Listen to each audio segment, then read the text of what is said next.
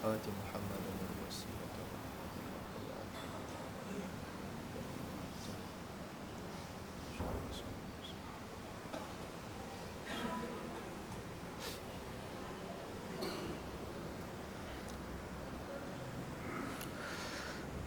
إن الحمد لله نحمده ونستعينه ونستغفره ونعوذ بالله من شرور أنفسنا وسيئات أعمالنا من يهده الله فلا مضل له ومن يضلل فلا هادي له أشهد أن لا إله إلا الله وحده لا شريك له وأشهد أن محمدا عبده ورسوله.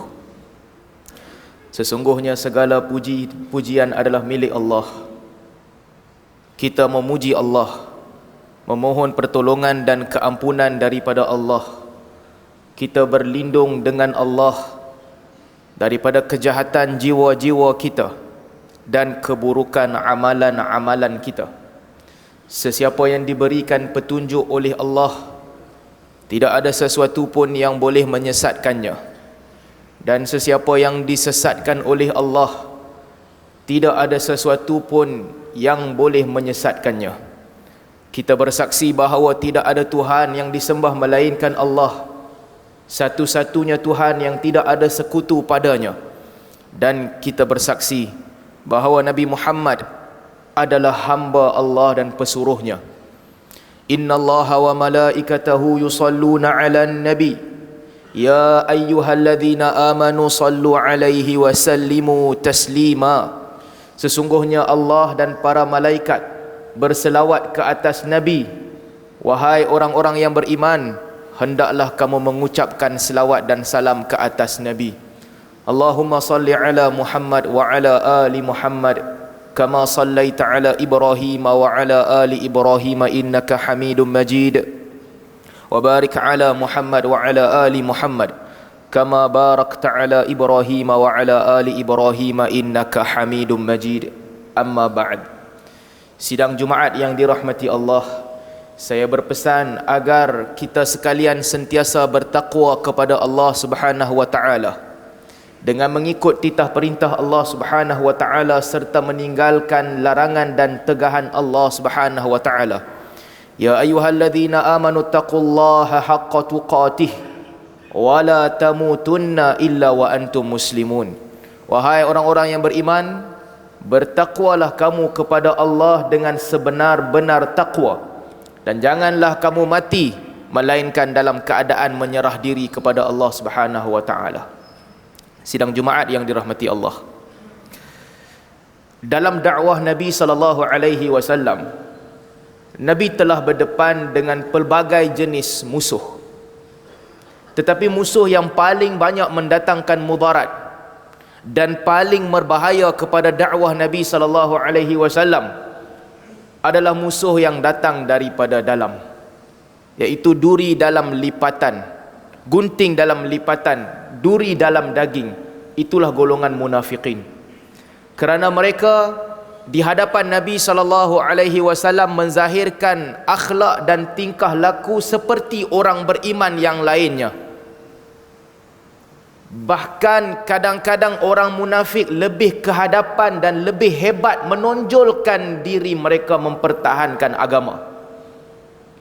Kerana itulah apabila Nabi sallallahu alaihi wasallam sampai di Madinah, sepanjang 3 tahun Nabi sallallahu alaihi wasallam berada di Madinah, sejak bermula Nabi mendirikan solat pada hari Jumaat, sebelum Nabi sallallahu alaihi wasallam naik ke atas mimbar berkhutbah, akan bangun seorang lelaki munafik, Abdullah bin Ubay bin Salul.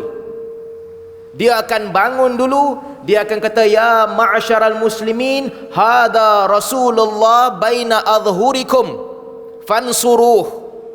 Wahai orang-orang beriman, inilah Rasulullah yang ada bersama dengan kamu, hendaklah kamu tolong dia. Nampak? Dalam ramai-ramai orang yang duduk mendengar khutbah Nabi sallallahu alaihi wasallam, seorang munafik dia bangun, dia bagi tahu kat orang semua, kamu kena tolong Nabi sallallahu alaihi wasallam.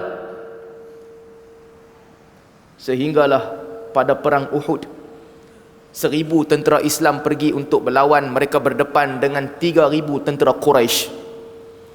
Ketika kejadian perang Uhud, kata Abdullah bin Ubay bin Salul, peperangan ini tak praktikal.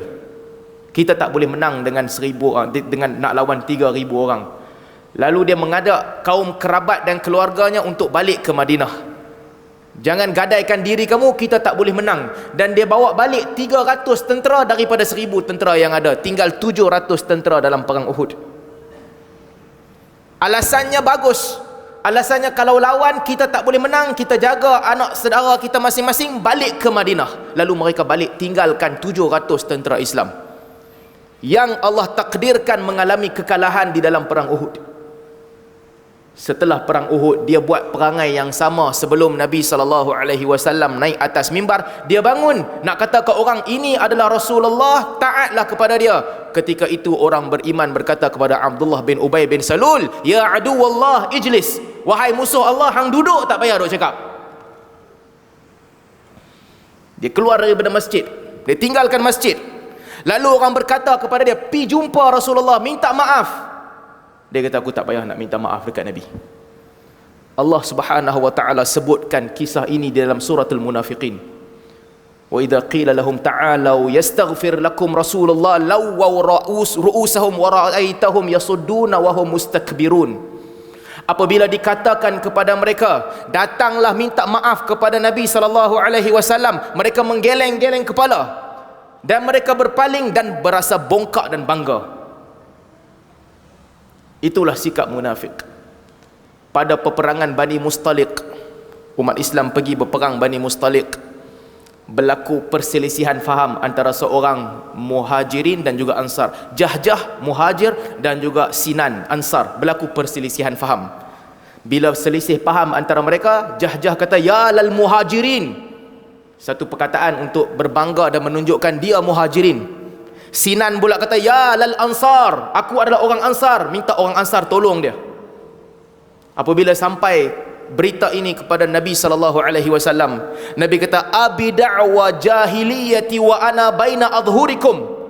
Apakah kamu menyeru dengan perkataan jahiliyah? Jahiliyah, ini Muhajirin, ini Ansar. Nabi kata, da'wa jahiliyah, sedangkan aku berada di tengah-tengah kamu. Nabi suraikan mereka. Lalu orang Ansar sebahagian daripada mereka berkumpul. Kumpulan kecil berkumpul, datang Abdullah bin Ubay bin Salul, musuh Allah tadi. Dia kata, inilah akibatnya kita bagi negeri kita kepada orang lain. Inilah akibatnya kita bagi harta kita kepada orang lain. Sekarang mereka lebih ramai daripada kita dan mereka makan kita. Ini orang-orang Muhajirin, kata Abdullah bin Ubay, sama seperti pepatah Arab, sammin kalbak ya'kulak. Hampa bagi makan kepada anjing hampa sampai gemuk, kemudian dia makan hampa. Kata Abdullah bin Ubay bin Salul. Perkataan ini didengar oleh Zaid bin Arqam radhiyallahu anhu. Dia budak kecil pada ketika itu. Dia dengar perkataan ini dan dia terkejut. Bagaimana orang boleh maki Muhajirin sedangkan Rasulullah adalah Muhajir? Dia pergi kepada pakcik dia. Dia cerita dekat pakcik dia apa yang dia dengar. Pakcik dia pergi kepada Nabi SAW, cerita kepada Nabi SAW. Satu kumpulan orang Ansar yang kecil, mereka duduk sama-sama mereka. Abdullah bin Ubay kata, nanti kami sampai ke Madinah, orang-orang yang mulia akan halau keluar orang-orang yang hina. Umar al-Khattab radhiyallahu anhu ada di situ. Kata Umar bin Khattab, ya Rasulullah, arahkan satu orang pergi bunuh dia. Nabi kata, tidak, hatta la yaqulan nas anna Muhammadan yaqtulu ashabahu. Jangan bunuh dia supaya orang nanti tak kata Muhammad bunuh pengikut sendiri. Ini sikap Nabi SAW. Walaupun dia ucap perkataan itu, Nabi bersabar. Nabi tak benarkan Umar arahkan orang untuk bunuh Abdullah bin Ubay. Nabi panggil mereka. Nabi panggil Abdullah bin Ubay. Nabi tanya, betul tak yang hang ucap perkataan ini? Satu lagi perangai munafik, dia suka menipu. Apabila Nabi panggil dia, dia kata, demi Allah aku tak ucap perkataan ni. Kemudian dia dengan sahabat-sahabat dia, orang-orang Ansar, mereka kutuk Zaid bin Arqam. Dia berkata, Zaid bin Arqam ni salah dengar, budak kecil yang salah dengar, timbulkan fitnah. Kata Zaid bin Arqam, itu hari yang paling sedih dalam hidup aku. Dia jujur, dia pergi cerita kepada Nabi SAW, lalu beramai-ramai golongan munafikin bantah dia. Dia berkata dia tipu. Nabi SAW ketika itu Nabi tutup kes itu, Nabi diam. Tetapi Allah Subhanahu wa taala tidak akan membiarkan hambanya yang beriman dizalimi. Allah turunkan ayat kepada Nabi SAW, humul ladzina yaquluna la tunfiqu ala man 'inda rasulillahi hatta yanfaddu. Mereka itulah orang-orang yang berkata, jangan bagi infak kepada orang yang bersama dengan Nabi sampai mereka keluar daripada negeri kamu. Walillahi khazainus samawati wal ardi walakinnal munafiqina la yafqahun. Sesungguhnya kerajaan dan kekayaan langit dan bumi ini adalah milik Allah, orang munafik tidak tahu akan hakikat itu. Yaquluna la in raja'na ila al-madinati la yukhrijanna al-a'azzu minha al-adhal walillahil 'izzatu wa lirasulihi wa lil mu'minin walakinnal munafiqina la ya'lamun. Mereka berkata, apabila sampai di Madinah nanti, orang-orang yang mulia akan halau orang-orang yang hina keluar daripada Madinah. Sesungguhnya kemuliaan adalah milik Allah, milik Rasulnya, dan milik orang-orang beriman. Dan orang-orang munafik tidak mengetahui hal yang demikian. Allah turunkan ayat mempertahankan Zaid bin Arqam, seorang budak yang kecil, dan menghina mereka orang-orang munafikin. Sidang Jumaat yang dirahmati Allah, itu di dunia. Di dunia mereka akan tipu daya, mereka akan timbulkan berbagai helah, mereka akan buat kejahatan kepada orang-orang beriman, dan mereka akan cuba tipu sampai ke akhirat nanti. Apabila tiba di akhirat, Allah Subhanahu wa taala ceritakan tentang orang munafikin. Mereka akan kumpul duduk bersama-sama dengan orang beriman, duduk bersama-sama. Dan apabila Allah Subhanahu wa taala tampil kepada orang beriman, yauma yukshafu an saqin wa yud'auna ila sujudi fala yastati'un. Pada detik itu akan diperintahkan kepada orang beriman, sujudlah kepada Allah Subhanahu wa taala. Ketika itu mereka cuba nak sujud macam orang beriman, tapi ketika itu Allah takdirkan tulang belakang mereka jadi keras, tak boleh nak sujud. Nanti di akhirat, apabila orang beriman sujud kepada Allah Subhanahu wa taala, munafik tulang belakang dia jadi keras, dia tak boleh sujud, dia berdiri tegak, tak mampu dia nak sujud. Khashi'atan absaruhum tarhaquhum dhillah wa qad kanu yud'auna ila sujudi wa hum salimun. Mata mereka menjadi kuyu, tunduk dalam keadaan hina. Dahulunya di dunia mereka diperintahkan untuk sujud kepada Allah, tapi mereka tak mau. Dan apabila berjalan nanti, orang beriman nanti berjalan, setelah titian sirat mereka berjalan menuju ke syurga, Allah Ta'ala akan bagi cahaya kepada mereka. Orang beriman dapat cahaya ala hasabi amalihim, ikut amalan. Orang yang amalannya banyak, cahayanya menerangi jalan seluas-luasnya. Orang yang amalannya sedikit, cahayanya sedikit, dia boleh nampak depan kaki dia sahaja. Ada orang yang amalannya lagi sikit daripada itu, cahayanya hanya ada di tapak, di ibu jari. Ada sekejap hilang balik, ada sekejap hilang balik. Tapi itu orang beriman. Ada cahaya yang tunjuk jalan dalam kegelapan menuju ke jalan yang diredai Allah. Yauma taral mu'minina wal mu'minati yas'a nuruhum baina aydihim wa bi aymanihim. Pada hari kamu melihat orang mukmin lelaki dan perempuan jalan ikut cahaya mereka. Sebab itulah sidang Jumaat yang dirahmati Allah, kita kena selalu berdoa, Allahumma atmim lana nurana waghfir lana. Ya Allah, sempurnakan kepada kami cahaya dan juga petunjuk, dan ampunkan kami. Cahaya di dunia adalah petunjuk, cahaya di akhirat kita nak cahaya yang betul-betul itu. Sebab nanti kita akan berjalan di dalam kegelapan. Ketika orang Islam ada cahaya ikut amalan mereka, ada yang terang, ada yang malap, ada yang sangat terang. Yauma yaqulul munafiquna wal munafiqatu lil ladzina amanu unzuruna naqtabis min nurikum. Orang munafik lelaki dan perempuan akan berkata, wahai orang-orang beriman, tunggu saat kita jalan sama-sama, kami tak ada lampu. Kami tak ada lampu, tak boleh nak jalan sama. Mula-mula jalan sama, Allah bagi cahaya, tiba-tiba orang beriman dalam cahaya, orang munafik gelap, tak ada cahaya. Mereka akan kata, tunggu bagi cahaya, kita jalan sama. Qila rji'u wara'akum faltamisu nura.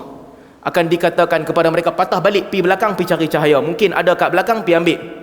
Faduriba bainahum bisurin lahu babun batinuhu fihi rahmah wa zahiruhu min qibalihi al'adab.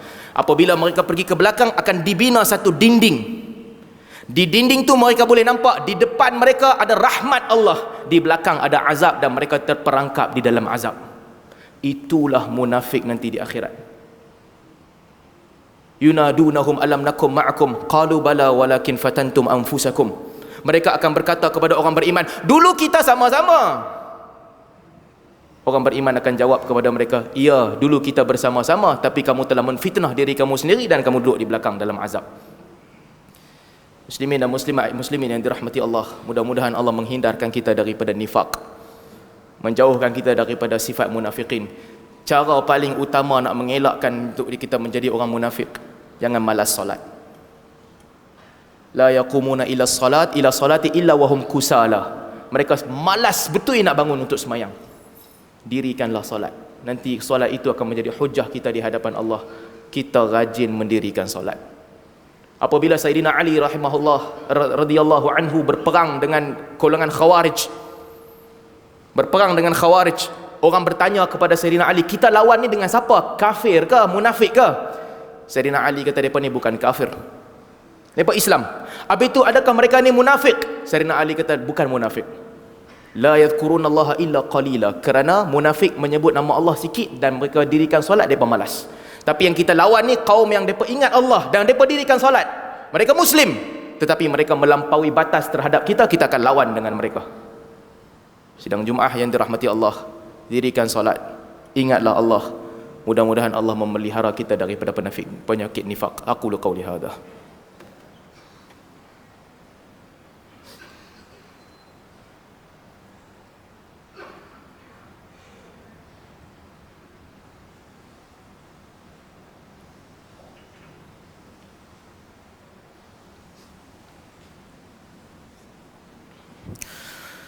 Innal hamdalillah nahmaduhu wa nasta'inuhu wa nastahdihi wa nastaghfiruhu wa natubu ilaih wa na'udzu billahi min shururi anfusina wa sayyiati a'malina may yahdihillahu fala mudilla lahu wa may yudlilhu fala hadiyalah wa ashhadu an la ilaha illallah wahdahu la syarika lah wa ashhadu anna Muhammadan 'abduhu wa rasuluh. Allahumma salli ala Muhammad wa ala ali Muhammad kama sallaita ala Ibrahim wa ala ali Ibrahim innaka Hamidum Majid wa barik ala Muhammad wa ala ali Muhammad kama barakta ala Ibrahim wa ala ali Ibrahim innaka Hamidum Majid. Amma ba'd. Ayuhan nas, usikum bitaqwallahi faqad fazal muttaqun. Sidang Jumaat yang dirahmati Allah, di samping kita berbicara tentang munafik, perangainya di dunia dan di akhirat, ada satu hadis yang kita perlu ambil pengajaran. Kata Nabi sallallahu alaihi wasallam, ayatul munafiq thalathah. Ayatul munafiq thalathah. Tanda-tanda munafik ada 3. Ada 3 tanda ini, siapa yang dalam diri dia ada ketiga-tiga tanda ini, dia munafik. Wa in shalla wa sama wa da'a annahu muslim. Dalam sebahagian riwayat disebutkan, sekalipun dia salat, sekalipun dia puasa, sekalipun dia kata aku muslim, tapi kalau ada 3 tanda ini dalam diri dia, dia munafik. Kata Nabi sallallahu alaihi wasallam, idza haddatha kadaba. Yang pertama, apabila dia berkata-kata, dia sentiasa menipu, sehingga orang kenal dia sebagai penipu.